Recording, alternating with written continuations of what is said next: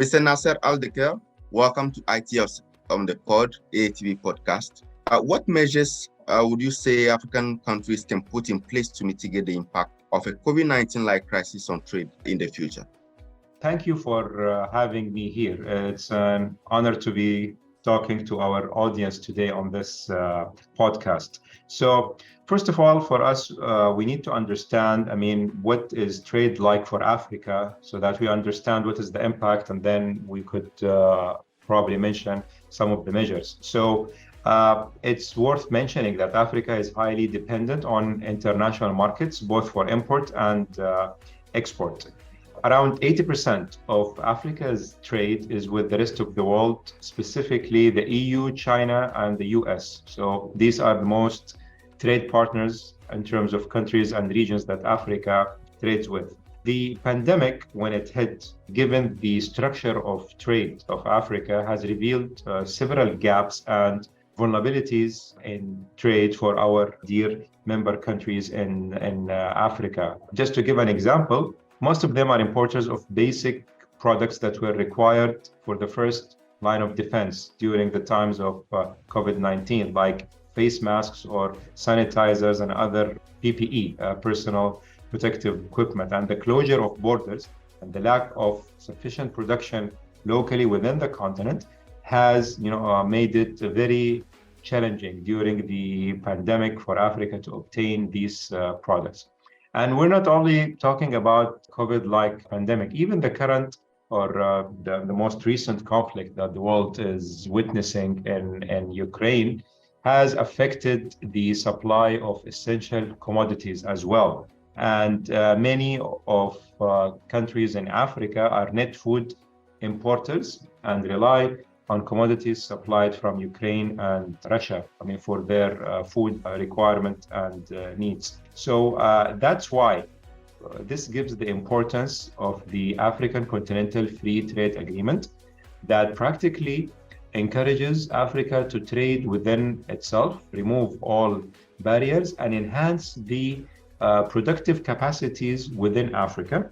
In addition, we have all witnessed a more move into regionalization rather than globalization, because such a pandemic proved that global supply chains can be disrupted. And at that time, it's your local or regional supply chain that would come to help and to save the day, so to speak. So I would say empowering the CFTA, which Africa is really doing a great job in that and focusing more on implementing the CFTA, as well as focusing more on regional supply chain and building regional links. Thank you very much, Mr. Thekair. The Arab-Africa Trade Bridges Program has been one key program that ITFC and other partners have been leading to bridge trade gaps between the African and Arab regions. What will you say has been the impact of the program on trade between those two regions? That's an excellent question, and I would love to shed light on that. So just to give a brief perspective for the audience, the Arab-Africa Trade Bridges Program was created and launched in 2017 by ITFC and its development partners to increase economic integration and support growth across both regions, the Arab region as well as the African region, which enjoyed historical relations that date back all the way into history of trading of goods both ways between both regions.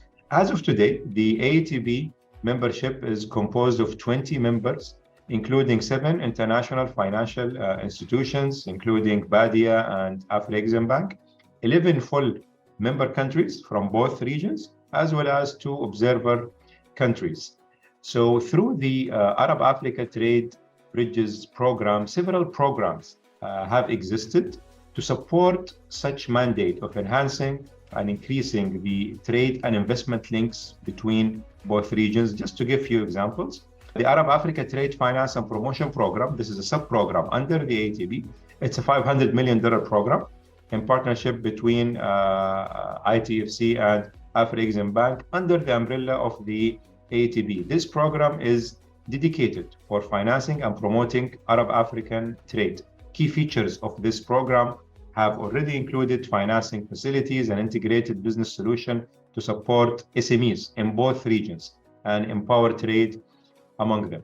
Another aspect that AATB has been supportive with is the business-to-business matching meetings. And this is, I have to say, it's a leading experience for the AATB, because we figured out through our analysis and assessment that key issue exists between both regions is lack of knowledge or lack of information. There are many exporters in the Arab region that would supply and would be well positioned to supply reasonably priced commodities or equipment with the quality that is required. But simply the African importers are not aware or do not have contacts, and vice versa. So these business-to-business matching meetings, so far under the AATB, we have done over the past 3 years, 6 dedicated meetings in 2 sectors, the pharmaceutical as well as the agro and food. And we have been tracking the volume of business that has been generated through these meetings and recording the success that is happening and introducing both buyers and sellers from both regions. Also, the AATB has been extending technical assistance in the agricultural sector. Here, I would like to mention the example of the OCP School Lab in Senegal that supported 5,000 farmers to help them understand what is the most suitable type of fertilizer for the type of soil that they have in their land to maximize their yield.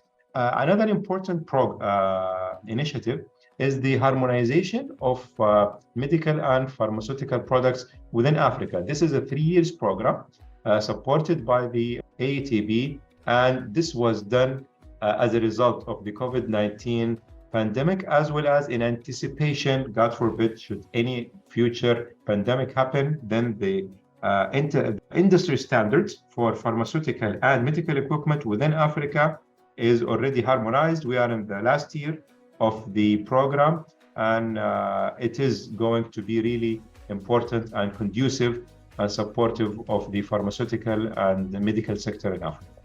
These are just some of the examples that AATB is offering to support trade between both regions. In your earlier submission, you made mention of the Africa Continental Free Trade Agreement. Now, let's bring it more into perspective. How do you think the AATB aligns with the implementation of the AFTA?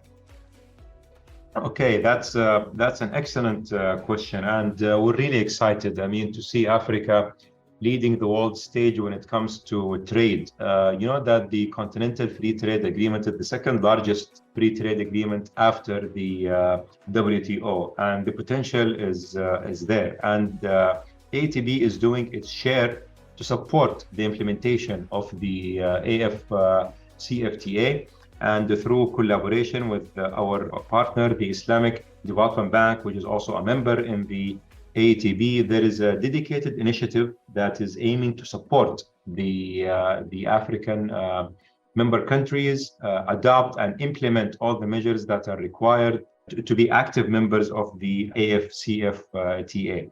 Furthermore, AATB is considering extending technical assistance as well as dedicated training and specialized training for the African member countries to allow them, to perfectly integrate and optimize the operationalization of the Continental Free Trade Agreement. We truly believe that the AFCFTA is a game changer for the future of Africa, and we are delighted by the commitment that we see by our dear member countries in Africa for the success of the Continental Free Trade Agreement. And as it is being mentioned, and it is over the world stage, that the future truly lies in Africa. Thank you. Mr. Nasser Al-Thekair, thank you for bringing ITFC on the. Thank you very much. It's an honor, and I really appreciate it. Thank you.